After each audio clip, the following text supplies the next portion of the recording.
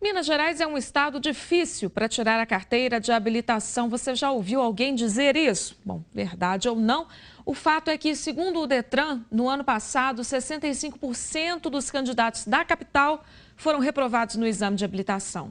Vamos entender por que isso acontece, né? Com o chefe da divisão de habilitação do Detran Minas, Anderson França. Bom dia. Bom dia. Qual é a explicação, então, para isso, Anderson? Nós temos um Detran mais rigoroso, as pessoas não estão preparadas. Qual é a explicação? O Detran de Minas Gerais realmente segue a regra do Denatran, que é a resolução. Então, nós seguimos à risca a resolução. A resolução é rigorosa.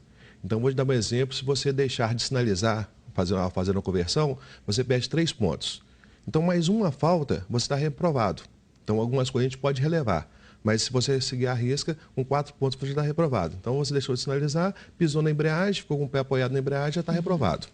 O Detran, então, segue a risca essas determinações. Mas o grande né? detalhe hoje que se acontece é que a resolução, ela obriga o candidato a fazer apenas 20 horas aulas para marcar um exame. E ninguém consegue aprender com 20 horas aulas.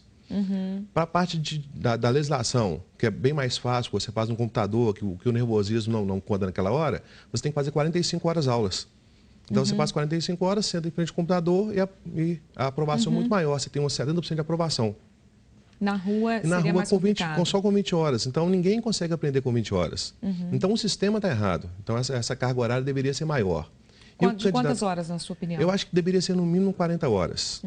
E o candidato, quando termina as 20 horas aulas, ele quer marcar o exame. Ele quer fazer aquele teste. Tentar, né? Ele quer tentar. E a autoescola não tem como, o CFC não tem como falar com ele, não vou marcar, você não está preparado. Porque ele tem direito a marcar. Ele quer marcar mesmo, porque o processo é considerado caro por muita gente, né? Isso. É um dinheiro considerável para muitas pessoas. Com certeza. Então, ele vai despreparado.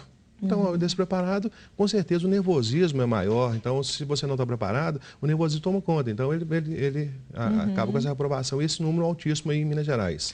Agora, Anderson, o que acontece é que muitas pessoas saem de Minas Gerais para fazer exames em outros estados. Em Juiz de Fora, por exemplo, que é uma cidade que eu conheço um pouco melhor essa situação, as pessoas deixam a cidade para ir para Três Rios, que é no Rio de Janeiro, que é uma cidade próxima, e conseguem tirar a carteira de habilitação com mais facilidade. O que o Detran de Minas pensa a respeito disso, né? E por que isso acontece também? Há uma diferença em termos de rigor para os dois Detrans? Tá, nós seguimos a resolução, né? Então, nós temos, mensalmente, a gente senta com os examinadores, fazemos reuniões, reciclagens, então o pessoal está sempre atualizando. Então, a gente manda que siga a resolução, porque a gente tem um quadro caótico de trânsito, né? Então, a gente vê acidente de trânsito, uma acidentalidade muito grande. Então, Minas quer, assim, contribuir para diminuir a acidentalidade. Então, por isso que a gente cumpre a resolução.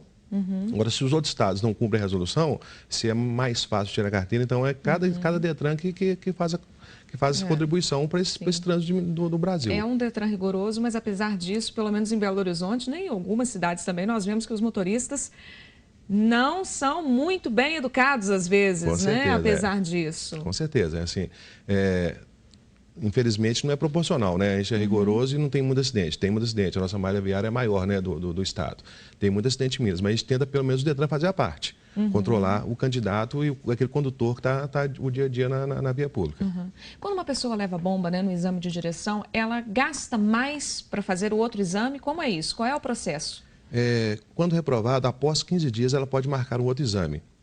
Então, ela pode retornar à autoescola, continuar o treinamento, né? Não é obrigatório continuar o treinamento, mas ela geralmente continua o treinamento, aí marca um novo exame, paga uma nova taxa e paga o aluguel do veículo. Então, ela gasta mais por aquele novo exame. Pois é, essa questão da taxa não pode tornar um pouco tendenciosa essa questão da avaliação, já que há um pagamento de uma taxa, novamente, né, a arrecadação se torna maior?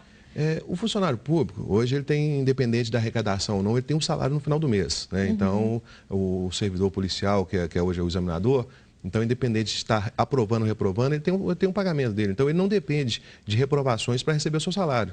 Então, nenhum funcionário tem interesse em inchar os cofres públicos, em estar reprovando para o Estado arrecadar mais. Então, não é interesse. Ele tem interesse realmente de praticar com clareza e realmente com isenção, o exame de direção. Quer dizer, a parte que as pessoas podem fazer, então, para se preparar, é se preparar realmente, né? E manter a calma, seria isso? Com certeza.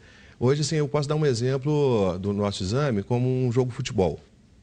Temos regras, né? Os dois têm regra e tem erro. Tem erro da parte do examinador, tem erro da parte do candidato, e na mesma coisa do futebol. Então a gente está lá filmando, todo mundo vendo, e às vezes o árbitro interpreta errado a situação. Então são duas situações que são uma pessoa julgando o exame. Ok, Anderson. Muito obrigada pela sua participação. Um bom dia para você.